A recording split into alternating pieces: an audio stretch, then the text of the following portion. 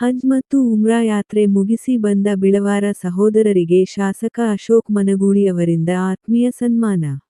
Sindagi, Bilawar industry ಮಾಲೀಕರಾದ Riyaz Bilawar ಹಾಗೂ ಆಸಿಫ್ ಬಿಳವಾರ ಅವರು ಪುಣ್ಯಕ್ಷೇತ್ರಗಳಾದ ಹಜ್ ಮತ್ತು ಉಮ್ರಾ ತೀರ್ಥಯಾತ್ರೆಯನ್ನು ಯಶಸ್ವಿಯಾಗಿ ಮುಗಿಸಿಕೊಂಡು ಮರಳಿದ ಹಿನ್ನೆಲೆಯಲ್ಲಿ, ಸಿಂಧಗಿ ಕ್ಷೇತ್ರದ ಜನಪ್ರಿಯ ಶಾಸಕರಾದ ಅಶೋಕ್ ಮನಗೂಳಿ ಅವರು ಅವರನ್ನು ಆತ್ಮೀಯವಾಗಿ ಸನ್ಮಾನಿಸಿ ಗೌರವಿಸಿದರು.